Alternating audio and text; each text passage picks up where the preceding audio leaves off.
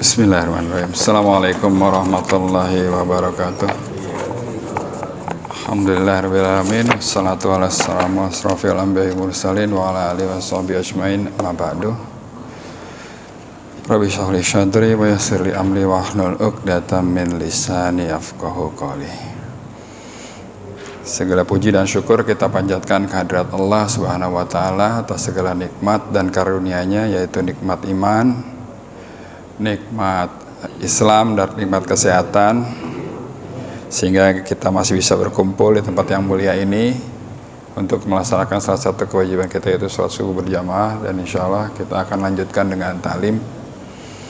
Tak lupa juga kita ucapkan salawat dan salam kepada junjungan kita Nabi besar Muhammad sallallahu alaihi wasallam beserta keluarga dan sahabatnya yang insya Allah sampai pada kita, dan yaumil akhir nanti kita termasuk umatnya yang mendapatkan syafaat darinya. Amin, amin ya rabbal alamin. Pada pertemuan lalu saya telah sedikit membahas tentang kesehatan mental menurut Islam. Jadi fenomena di hari-hari akhir ini adalah banyak sekali orang-orang yang terkena gangguan penyakit mental, tapi dia sendiri tidak menyadarinya. Contohnya gini, saya pernah mendengar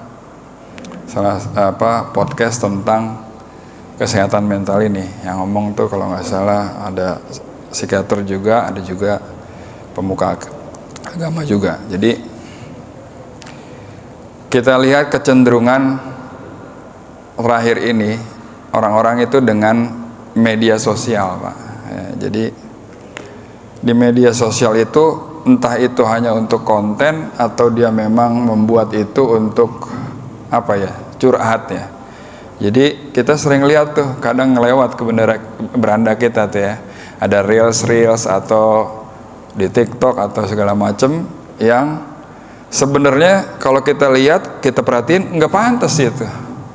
Contoh, saya pernah dapat ada orang bikin video tentang perselingkuhan gitu, kan nggak bener gitu ya, ya nggak, dia selingkuh nih sama orang gitu, terus dia videoin. Saya pikir ini untuk konten pun nggak pantas, apa yang mau dilihat gitu ya, apa hanya untuk menjadi FYP aja gitu ya.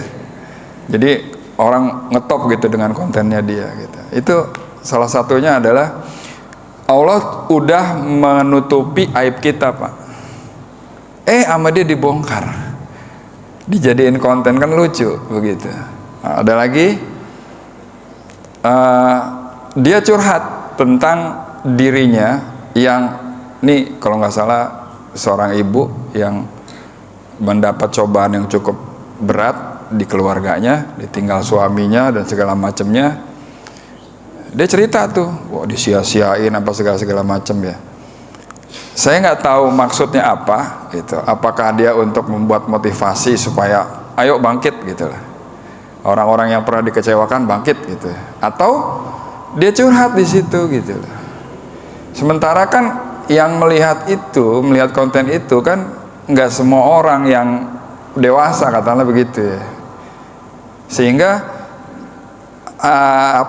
sangat-sangat mendekati kepada apa yang dilarang oleh Allah, membuka aib dan segala macam. Dia mengisahkan bahwasanya dia diuji paling berat gitu loh. Lah diuji paling berat, nggak ada lagi dah yang lebih berat dari ujian saya misalnya gitu ya. Nah itu kan sementara ujian itu oleh Tuhan dikasih kepada seseorang menurut takarannya.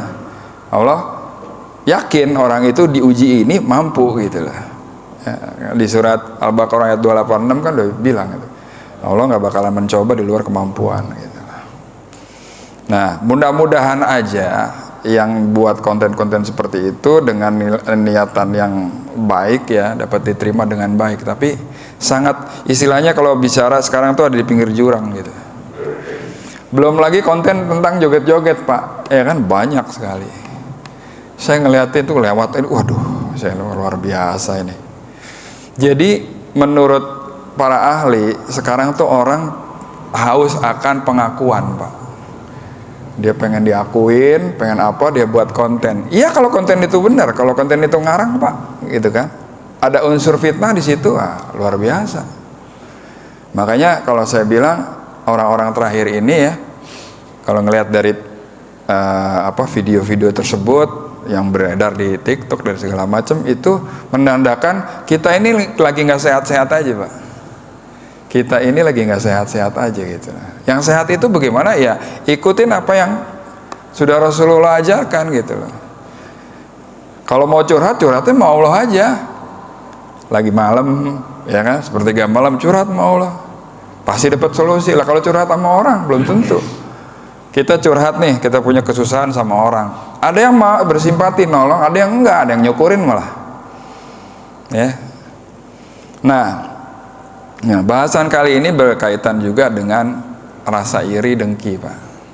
Jadi ada orang nih flexing, wah baru dapat harta yang banyak, atau misalnya dia gajinya tinggi, dia pamer-pamerin gitu kan. Luar biasa ya, sekarang kan banyak ya. Iya kalau yang melihat itu bisa menyaringnya dengan ya sudah itu rezeki lu gitu. Ya kan? Tapi kalau ada orang yang kebetulan dia lagi susah, ya kan, lagi diuji sama Allah dengan kesusahan, harta misalnya, terus ada orang flexing, bagaimana perasaan dia? Begitu Pak. Nah, di dalam Islam ini rasa iri atau misalnya rasa kekaguman yang berlebihan, misalnya dia bikin konten tentang anaknya yang lucu gitu ya, wah bisa ini bisa itu gitu ya, kita kagum nih.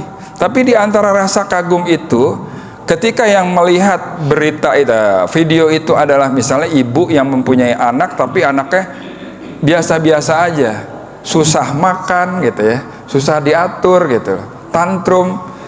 Terus dia ngelihat video ada anak lucu, nurut, bisa ini bisa itu gitu. Dia kagum dengan itu, tapi di dalam rasa kagum itu ada satu rasa iri gitu. Nah, di Islam itu dinamakan ain Pak. Nah, yang kita mau bahas ini adalah penyakit ain. Jadi di Islam itu ketika kita memuji atau istilahnya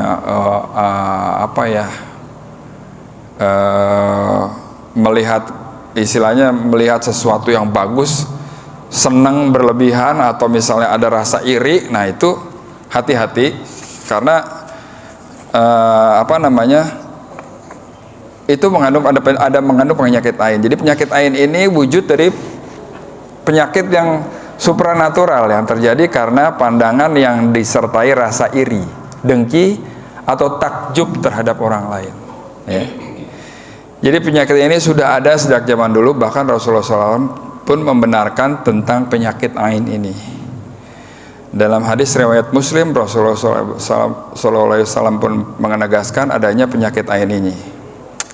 Jadi al-ainu hakun walam kana syakiun sabakol kodaro sabakotul ain. Jadi artinya ain itu benar-benar ada. Andaikan ada sesuatu yang bisa mendahului takdir, sungguh ain itu yang bisa. Hadis riwayat Muslim nomor 2188. Nah, penyakit ain itu apa? Jadi Al-Hafiz Ibnu Hajar Al-Asqalani dalam kitab Al-Fath Al-Bari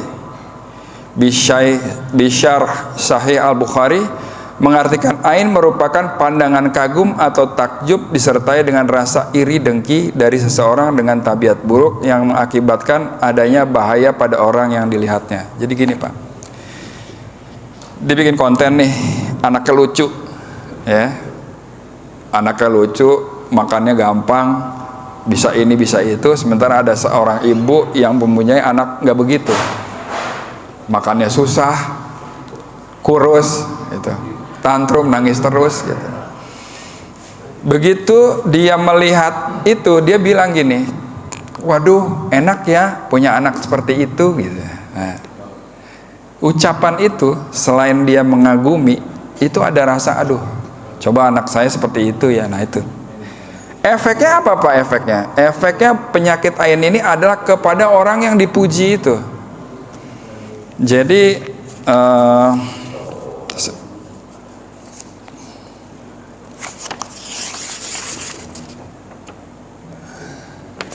Jadi penyakit ain ini juga dikenal sebagai penyakit mata jahat atau pandangan jahat, merujuk pada keyakinan bahwa pandangan negatif atau mata jahat dari seseorang dapat membawa dampak merugikan pada kesehatan dan kesejahteraan individu yang menjadi sasaran. Jadi penyakit ini adalah penyakit yang timbul karena pandangan mata orang yang hasad atau dengki terhadap seseorang atau kekaguman dari orang lain setelah melihat apa yang dia kagumi itu. Ya, melihat kita, melihat harta yang banyak atau melihat anak-anak kita gitu ya. Nah, jadi di zaman sahabat dulu ada seorang ibu-ibu yang punya anak cukup lucu, bagus gitu. Ya, dia gendong, dia bawa ke pasar, Pak. Nah, di pasar itu wah, orang pada mengeluh-elukan dia, ada yang nyubitin, ada yang apa segala macam. Nah, sampai rumah bayi itu sakit, Pak. Sakit, fisiknya sakit gitu loh. Nontonnya sehat-sehat aja jadi sakit gitu. Kenapa? Ya karena dia kena penyakit ain. Jadi kalau ain dengan hasad itu kan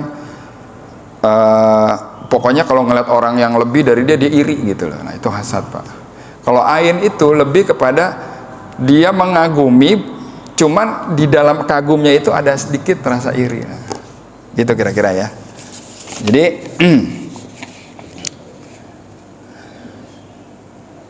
asal mula ain dijelaskan dalam fatwa Al-Lajnah Daimah. Ain berasal dari kata ana yainu yang artinya terkena sesuatu hal dari mata. Asalnya dari kekaguman orang yang melihat sesuatu lalu diikuti oleh respons jiwa yang negatif. Kemudian jiwa tersebut menggunakan media pandangan mata untuk menyalurkan racunnya kepada yang dipandang tersebut. Jadi ain itu begitu ya. Nah, pandangan ain sendiri, penyakit ain sendiri menurut Islam, penjelasan tersirat tentang penyakit ini juga disebutkan dalam Al-Quran surat Al-Qalam ayat 51, Pak. Ya. Auzubillahi minasyaitonirrajim. Bismillahirrahmanirrahim. Wa iyyakadul lazina kafaru layuzlikunaka bi absarihim tamma sami'uz zikra wa yaquluna innahu lamajnun. Dan sesungguhnya orang-orang kafir itu benar-benar hampir menggelincirkan kamu dengan pandangan mereka tatkala mereka mendengar Al-Quran dan mereka berkata sesungguhnya ia Muhammad benar-benar orang yang gila. Jadi ini menandakan bahwasanya ada rasa iri, ada rasa dengki di situ. Terus menurut Imam Ibnu Katsir, maksud dari kata pandangan dalam ayat di atas yaitu pandangan yang disertai dengan kekuatan ain. Ada beberapa akibat terkena pandangan ain, yakni bisa membuat orang yang dipandang langsung sakit, celaka, bahkan hingga menyebabkan kematian. Ya. Contohnya ada pada zaman Rasulullah saat sahabat Amir bin Rabi'ah mandi bersama sahabat Sahal bin Harif. Kala itu Amir bin Rabi'ah terkagum melihat badan Sahal bin Hanif yang putih dan bersih. Seketika itu juga Sahal bin Hanif yang langsung pingsan. Melihat kejadian tersebut, para sahabat yang lain pun lalu memanggil Rasulullah SAW. Beliau pun lalu meruqyah Sahal bin Hanif dan beliau pun bersabda, ketika salah satu di antara kalian kagum ketika melihat dirinya sendiri, barang miliknya atau saat melihat saudaranya, maka doakanlah dia dengan keberkahan karena ain itu nyata. Nah, di sini Rasulullah menyebutkan bahwa ain itu nyata, ada loh penyakit ain. Nah, di sini juga Rasulullah menjelaskan bagaimana cara kita menghadapi ain itu dengan ketika kita melihat saudara kita punya sesuatu yang lebih daripada kita ucapkan barakallah gitu. Ikut seneng, ya Allah berkah kepada kalian semua dengan apa yang kalian dapatkan itu. Jadi nggak ada rasa iri di situ. Orang kita kan sering tuh seneng lihat orang susah, susah lihat orang seneng gitu. Ya, sama. Ya, susah lihat orang seneng, orang punya motor baru dia gelisah gitu. Ya kan? Dan seterusnya. Nah, itu karena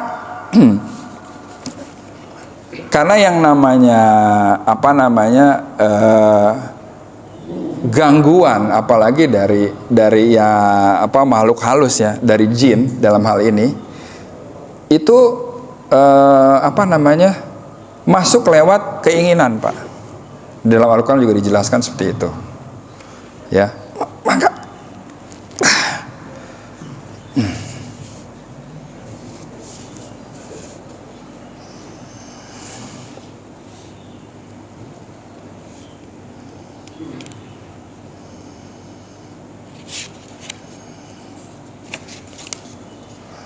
oke, sambil jalan ya Pak ya. Penyebab penyakit ain, dari pengertian ulama di atas bisa disimpulkan kalau penyebab penyakit ain adalah satu, pandangan dari orang bertabiat buruk yang dalam hatinya ada rasa dengki, hasad serta ingin mencelakai orang yang dipandangnya. Pandangan kekaguman tajub dari orang yang tidak sedang merasa dengki, namun hal tersebut tidak disertai dengan berzikir kepada Allah. Artinya dia mengagumi, tapi harusnya yang namanya mengagumi itu kita selalu sandarkan kepada Allah ya. Lebih lanjut lagi, Ibnu Qayyim al-Jauziyah rahimahullah mengatakan kalau penyakit ain juga bisa saja terjadi tanpa harus melihat secara langsung orang tersebut. Itu tadi, ada orang bikin konten, dia lagi kesusahan, orang bikin konten flexing gitu. Wah, udah. Itu jadi gini Pak, karena ini penyakit yang ada dan tidak bisa dibuktikan dengan medis, makanya ini penyakitnya masuknya ke supranatural ya. Ada gangguan makhluk juga di situ, gangguan jin juga di situ. Saya coba melihatnya begini, ketika saya kagum nih Pak sama Pak Anies. Pak Anies punya rumah begitu besar ya, terus harta yang begitu banyak, saya kagum. Dari kekaguman saya, ketika itu saya lagi kurang nih, saya kagum nih sama Bapak nih, tapi di dalam kagumnya itu ada sedikit rasa iri, dengki. Nah, rasa iri dan dengki itu kan rasa yang dibisikkan oleh ini ya, jin ya. Ya, jadi dihembuskan, terus kita merasa iri ngelihat dia, kagum, tapi kagum yang dilandasi dengan ada coba gue seperti dia ya, coba saya seperti Bapak nih, kayak nih gitu, misalnya gitu ya. Ada seperti itu dibawa, nah sama jin kita kan berhidup berdampingan dengan jin ya enggak? Kita hidup berdampingan dengan jin itu bawa pesan itu, bawa dengki itu dialamat kepada orang yang dipujinya Pak. Nah, lalu ditangkap kita ini kan ada di dalam badan kita ini kan juga ada yang namanya korin Pak ya. Korin itu kan dari bangsa jin yang menangkap itu. Jadi dia bagaimana orang kok bisa saya seneng atau saya sirik, kok bisa jadi celaka itu orang yang kita kagumi atau kita irikan gitu. Itu kenapa kok bisa sampai itu Pak? Nah, sementara dari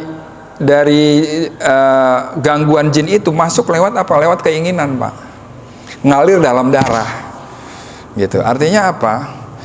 Bisa jadi efeknya adalah pertama, nanti kita bahas juga. Efeknya pertama gangguan secara mental, yang kedua gangguan nanti secara fisik Pak ya. Sekarang gimana caranya tahu kalau ciri-ciri kita kena penyakit ain Pak, atau ada orang yang kena penyakit ain? Ciri-cirinya begitu ini. Ciri-ciri bila seorang terkena penyakit ain seperti disebutkan dalam buku Ruqyah Syariah untuk gangguan jin dan sihir, hasad dan ain karya Muhammad Mujadid Al-Kautsar. Yang pertama adalah rasa sakit atau kecemasan yang tidak dapat diartikan medis. Jadi kalau kita ada berasa atau teman kita atau saudara kita yang bilang, waduh gue kok rasanya cemas terus, tapi nggak tahu apa yang dicemasin, udah diperiksa ke dokter fine aja, nggak ada penyakit. Nah itu bisa tuh, salah satu cirinya kena penyakit ain. Seseorang yang diyakini terkena penyakit ain mungkin mengalami rasa sakit atau ketidaknyamanan yang tidak dapat dijelaskan oleh penyebab medis yang jelas. Mereka juga dapat merasa gelisah atau cemas tanpa alasan yang jelas. Itu pertama. Kedua, perubahan fisik yang tidak wajar. Gejala fisik yang dihubungkan dengan penyakit ain dapat mencakup perubahan dalam penampilan, seperti kulit yang pucat atau kemerahan, mata yang tampak sayu, atau perubahan lain dalam penampilan fisik. Jadi kalau saya pernah dengar ceramahnya salah satu praktisi ruqyah, Muhammad Faisal, itu dia bilang dia pernah menangani ada saudaranya yang jago ngaji dan segala macam Pak ya, pokoknya anak yang dibanggakan lah. Tiba-tiba setelah dia mungkin disuruh ditampil dalam satu acara ya, setelah pulang dia benjol Pak, ada benjolan. Jadi begitu dicoba diobatin belum sembuh-sembuh, akhirnya si praktisi ruqyah ini meruqyah orang tersebut ya, meruqyah orang tersebut, terus benjolan itu akhirnya pecah Pak, keluar darah dan nanah seperti itu. Jadi bisa seperti itu. Jadi perubahan fisik yang enggak wajar, benjolan. Jadi kita lihat ya, kalau ya tiba-tiba kemarin nggak ada, tiba-tiba sekarang ada benjolan gitu loh. Nah, itu bisa tuh. Yang ketiga, gangguan tidur. Seseorang yang terkena penyakit ain juga mungkin mengalami gangguan tidur seperti kesulitan tidur atau mimpi buruk yang berulang. Jadi kalau ada teman-teman kita atau bahkan kita sendiri mimpi buruk berulang, bisa jadi kita lagi kena gangguan penyakit ain tersebut. Ya, terus udah gitu nggak bisa tidur. Kan ada orang yang sampai tidur aja mesti minum obat tidur Pak. Kenapa? Karena dia nggak tahu, kok saya nggak bisa tidur nih, padahal udah dicoba untuk tidur gitu loh, susah tidur. Orang bilang apa, insomnia katanya gitu ya, nah, gangguan tidur, nggak bisa tidur. Begitu orang lain bangun jam 5 dia baru ngantuk ya, ada yang seperti itu ya. Terus perubahan perilaku atau mood. Penyakit ain ini dikaitkan dengan perubahan perilaku yang tidak biasa seperti perubahan mood, kecemasan yang tak terduga, atau reaksi yang lebih sensitif terhadap situasi tertentu. Nah ini, jadi kalau ada orang yang sangat-sangat baperan bisa jadi itu Pak ya, bisa jadi. Maaf, saya nggak nengok Bapak nih. Ya, jadi kalau ada orang yang begitu tuh ya, yang moody, yang apa kayak gini loh, orang tuh nggak bisa ketebak gitu. Tiba-tiba dia lagi seneng, tiba-tiba diam, ya kan? Orangnya mut-mutan gitu. Itu bisa jadi tuh Pak, ada penyakit di situ, ya. Nggak jelas tapi Pak, kalau ada orang yang moodnya nggak baik karena dia lagi sakit atau dia lagi kecewa atau lagi apa, jelas ada sebabnya. Ada yang mut-mutannya gitu, moodnya ada kadang seneng, kadang sedih gitu, tapi nggak ketebak kamu nih. Nah itu bisa jadi. Terus kelima, kelelahan dan kehilangan energi. Jadi ada orang yang biasanya dia beraktivitas jarang capek, atau misalnya capeknya bisa diukur deh ya. Kalau orang yang sering beraktivitas, dia habis olahraga, terus dia selesai olahraga ngerjain kerjaan rumah, terus pergi lagi kemana, nggak cepet capek. Nah, ketika dia kena penyakit ain, dia gampang sekali capek. Nah, itu salah satunya. Yang keenam, ketakutan dan paranoia. Jadi, individu yang diyakini terkena penyakit ain dapat merasa takut atau paranoid, yakni bahwa mereka sedang diawasi atau ada ancaman yang tidak nyata. Ya, orang parno, dia kayak lagi diawasin. Dia kayak lagi diliatin orang, dia kayak lagi diperhatiin orang gitu. Padahal nggak ada apa-apa. Nah itu Pak, parno tuh salah satunya juga bisa. Yang 7, gangguan emosi atau mental. Beberapa orang yang percaya terkena penyakit ain dapat mengalami gangguan emosi atau mental seperti depresi atau kecemasan yang intens. Jadi gampang cemas. Bahkan dari kecemasan itu udah melahirkan gejala-gejala fisik lainnya seperti kunang-kunang, badannya gemeter, keringat dingin. Nah, bisa jadi itu Pak. Dan kedelapan, ketidaknyamanan tubuh secara keseluruhan. Nah, ini yang terakhir. Jadi penyakit ain ini mulai bisa menyebabkan gangguan secara psikis, ya, juga bisa ke gangguan dalam fisik, Pak. Ya. Nah, dampak dari penyakit ain ini yang pertama adalah gangguan kesehatan fisik, yang kedua gangguan emosi, yang ketiga stres dan kualitas hidup menurun, yang keempat isolasi sosial. Jadi kalau ada orang kena penyakit ain ini didiemin aja, maka dampaknya adalah yang keempat isolasi sosial. Artinya dia malas, Pak, malas bersosialisasi, malas untuk ngeriung gitu, ya kan? Karena waktu lalu saya pernah jelaskan manusia itu adalah makhluk sosial.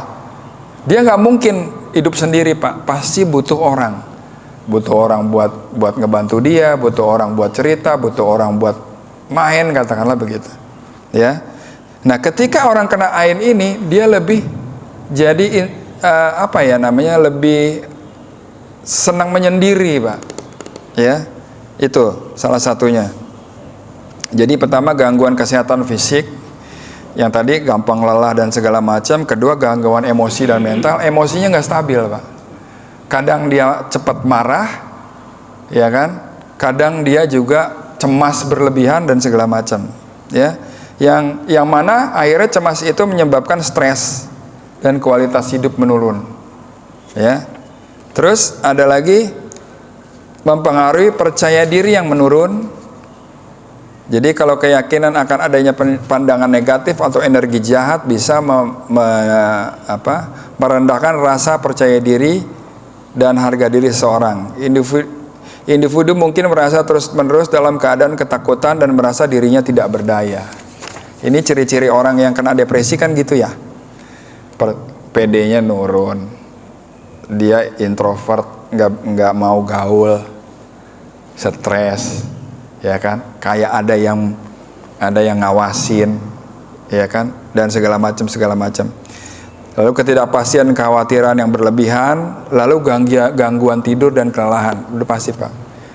Tolong dicek di lingkungan kita terdekat, ya, keluarga maupun ada tetangga atau teman-teman kita, ketika dia mengeluh atau curhat sama kita, kok gue begini ya, gini. Nah, bisa jadi kalau ada ciri-cirinya ini dan ain itu mengefek kepada ini, Pak.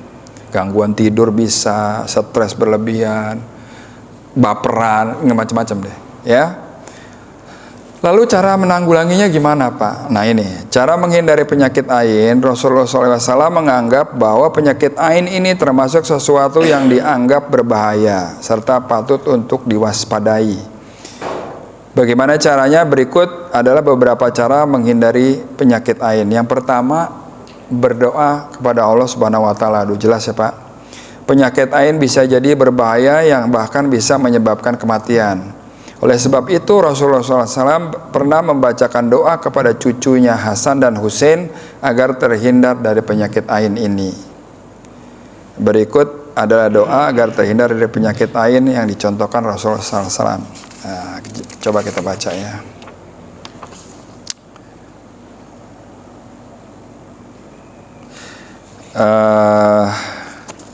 Saya bacakan artinya aja ya.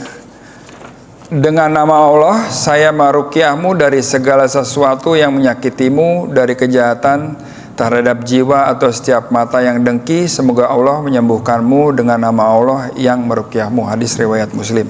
Maaf saya nggak bacakan ininya, Arabnya, saya nggak pakai kacamata, ya. Terus Rasulullah SAW juga pernah berdoa untuk memohon perlindungan Allah Subhanahu Wa Taala atas penyakit ain dengan doa, A'udzu bikalimatillahi tammati min kulli syaitani wa hammati wa min kulli ainin lammah. Ya. Jadi artinya aku berlindung dengan kalimat-kalimat Allah yang sempurna dari semua setan, binatang yang beracun dan ain yang menyakitkan. Hadis riwayat Bukhari. Nanti kita coba hafalin ya. A'udzu a'udzu bi kalimatillahi tammati min kulli syaiton wa hammati wa min kulli ainin lammah, ya. Itu doanya, Pak. Lalu berdoa pada Allah. Yang kedua, selalu berzikir.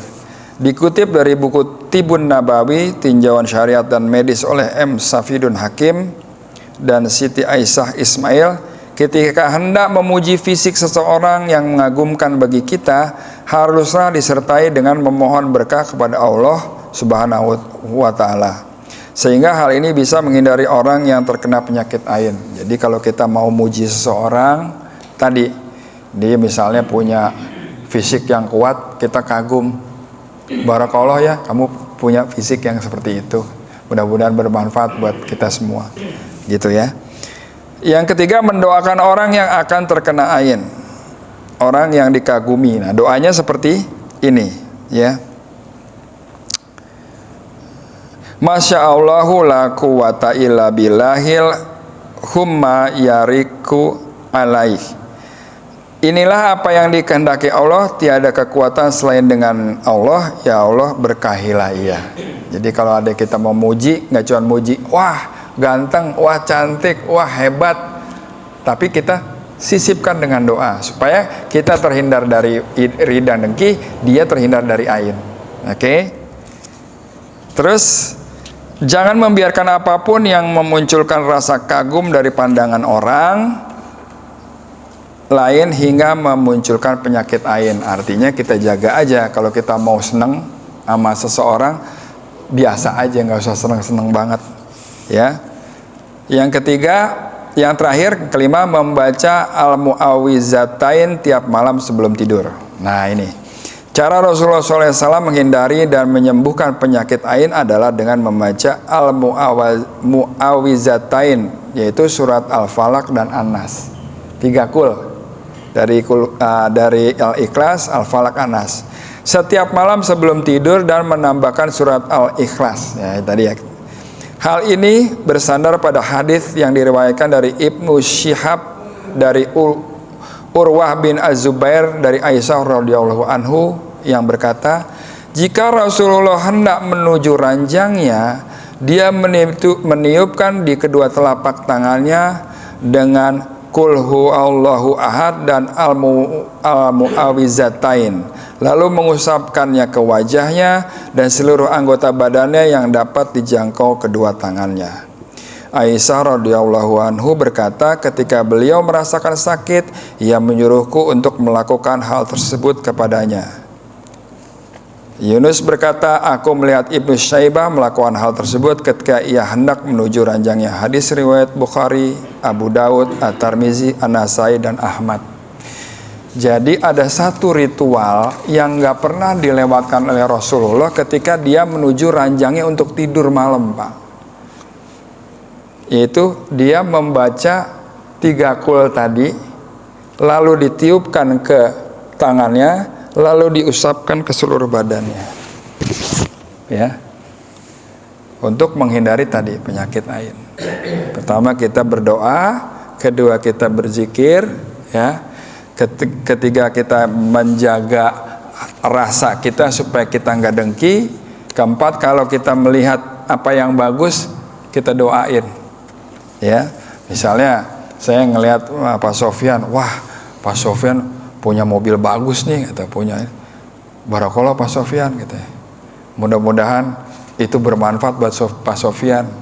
Mudah-mudahan saya juga ketularan. Bisa, boleh, Pak. Ya. Jadi kita sisipkan dengan doa, jangan polos gitu aja. Ya. Terus yang terakhir adalah baca doa sebelum tidur. Yaitu baca 3 kul tadi, Al-Ikhlas sama Al-Mu'awwiz, apa tadi?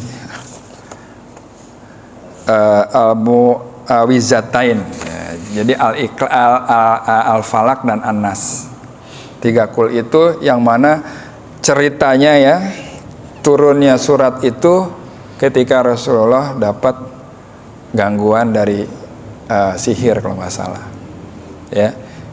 Allah memperlihatkan bahwasanya Rasulullah bukan orang super yang bisa sakit, bisa juga kena gangguan. Karena itulah Rasulullah adalah paket lengkap role model kita, Pak. Kalau ada role model kita, dia nggak tersentuh sama apapun, kita gimana ngikutin ya kan gitu ya. Tapi ternyata Rasulullah begitu perang pun lecet, Pak, dia.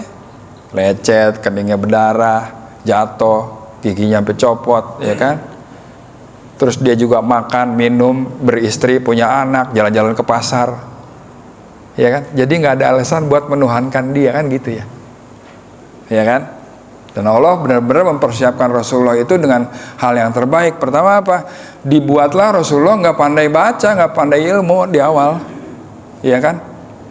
Kenapa nggak pandai membaca?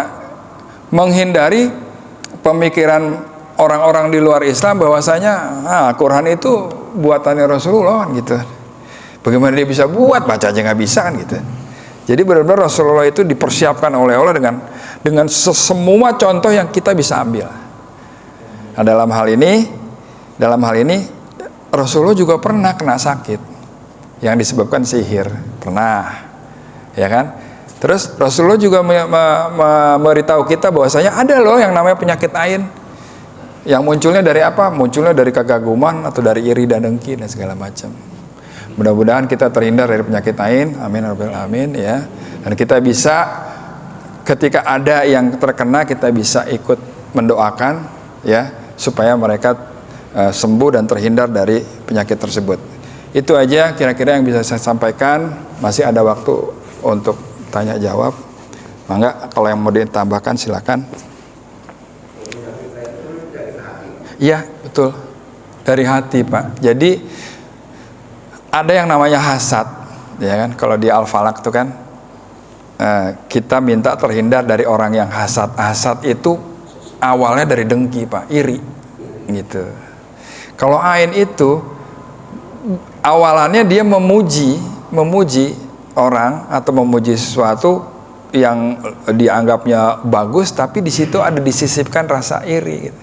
Contoh tadi, dia ngelihat ada ibu-ibu anaknya gemuk gitu, anaknya sehat, sementara dia punya anak nggak begitu. Aduh seneng ya punya anak kayak gitu. Ucapannya kan memuji kan, tapi di dalam hatinya coba saya punya anak kayak gitu. Ada kayak gitu. Nah itu hati-hati, Pak. Ya makanya kalau kita punya sesuatu yang lebih daripada orang lain, sebisa mungkin jangan dipamerin. Kecuali ada sesuatu maksud yang orang misalnya mengikutin gitu, Pak. Contoh, di dalam Quran kan dijelaskan infak atau sedekah secara sembunyi maupun terang-terangan, ya kan? Terang-terangan itu baik buat kamu. Terang-terangan itu dia infak sedekah supaya niat dia untuk supaya dicontoh sama orang lain. Tapi sembunyi-sembunyi lebih baik buat kamu, gitu. Ya, jadi kita bisa lihat bahwasanya ya balik lagi, Pak, dari hati kita arahnya kemana nih gitu ya. Kita sedekah jor-joran apa biar diliput sama orang lain, biar dibilang kita dermawan apa gimana gitu. Atau misalnya kita memang pengen aja sedekah gitu yang banyak gitu, mana ada, Pak. Saya pernah dengar ada guru ngaji saya tuh cerita ada seorang yang hampir tiap tahun memberangkatkan umroh orang-orang pengajiannya. Jadi ada satu pengajian, ini orang ini nih siapa ya yang berangkat tahun ini, dia tunjuk berapa orang gitu. Dia biayain. Tiap tahun berubah orangnya gitu. Misalnya ini giliran siapa, besok giliran siapa, besok giliran siapa. Nggak cuma satu orang, Pak, banyak. Saya pikir, wah itu uangnya dari mana ya? Nah itulah Allah memberikan keluasan rezeki buat dia gitu lah. Nah kita melihat orang punya rezeki hebat seperti itu dipergunakan untuk mengumrohkan orang. Sedekah dia nggak cuma itu, Pak, ngumrohin orang, bangun sekolah, nyekolahin anak yang kagak mampu, banyak gitu.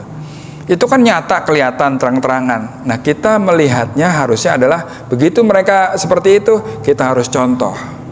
Mudah-mudahan saya bisa seperti dia, Pak. Dia mungkin menyekolahkan ada sekitar 10, 20, 30 anak. Kita ya 1 atau 2 mungkin. orang yang nggak mampu kita sekolahin misalnya gitu, jadi anak asuh misalnya gitu, bisa jadi, ya kan, dengan tanpa maksud untuk berbangga diri atau ria gitu, kira-kira itu Pak. Nah, karena di antara ria, iri, hasad, dengki itu bisa merusak gitu lah. Bukan kita aja, tapi yang kita puji juga bisa kena gitu loh. Kira-kira seperti itu. Ada lagi? Masih ada sekitar 5 menit. Karena agak sulit juga ya. Kalau kita memandang Pak Ajanto misalnya gitu ya. Wah, ganteng, saya gitu ya. Nah, ganteng Pak Ajanto, ganteng gitu ya. Kita mau ngajari suami saya gitu. Nah, gitu ya. Kan ada tuh begitu tuh ya. Emosi gitu ya. Ada kayak begitunya tuh gitu. Sementara dia udah bersuami kan orang lain yang nggak ganteng misalnya gitu kan. Nah, makanya ngebatin gitu. Nah, itu makanya caranya seperti apa? Ketika dia senang seperti itu supaya nggak ada timbul ain, ya waduh, Pak Aleh ganteng ya. Mudah-mudahan dengan kegantengannya tambah soleh kan gitu ya. Ya, barokahlah deh buat dia yang ganteng, ya kan. Saya terima dengan apa yang saya punya sekarang gitu ya. Saya anggap misalnya tadi ada seorang istri yang mengagumi, wah ganteng ya, boleh-boleh aja kan Pak ya. Cuman dia kan harus di dalam hatinya, ya lebih gantengan suami saya lah gitu ya, gitu ya, gitu. Artinya boleh kita mengagumi, tapi itu supaya nggak ada ain atau apapun, nggak ada iri, nggak ada apa, ya kita sambut dengan doa, mendoakan dia gitu. Barakallah deh, barakallah nih Bapak punya istri cantik gitu ya, punya istri yang hebat gitu, misalnya seorang pengusaha yang hebat gitu. Dalam hati kecil kita, waduh, coba kita punya bini kayak dia ya, enak kali ya, kan gitu kan, ada yang begitu ya. Nah, cuman supaya menghindari daripada itu, ya barakallah ya, berkah dari Allah punya seperti itu gitu lah. Saya ikut seneng gitu aja. Jadi kita nggak pernah gimana ya, kalau ada orang yang iri lihat orang gitu, terus dipiara Pak, wah itu makan mental Pak, bisa sakit gitu Pak. Ya, kita nih ngelihat orang nih, misalnya, waduh Pak Aleh, usahanya sukses banget nih, saya jatuh bangun terus nih belum sukses kan, begitu ya, ya kan? Sementara kan orang lain dicobanya macam-macam Pak.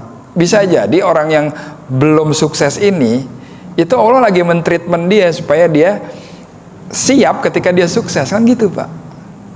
Iya kan, wah Pak Aleh nih usaha rotinya ini banget nih, oke banget nih, dari tahun berapa tuh saya ngikutin beliau ya, belum sukses seperti beliau gitu, misalnya gitu, ya kan. Tapi dengan satu harapan yang bukan mengeluh Pak, gitu. Artinya mudah-mudahan aja saya bisa sukses seperti Pak Aleh. Toko rotinya saya juga pengen punya seperti itu. Barakallah buat Pak Aleh gitu, kira-kira gitu. Ya silakan Pak Jul.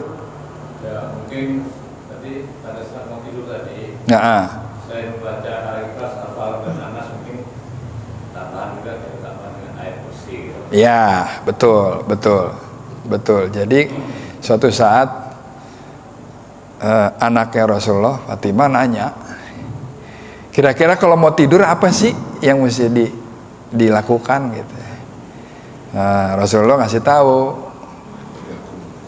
baca Quran hatam 3 kali, iya kan? Hatam Quran sekali, ya kan?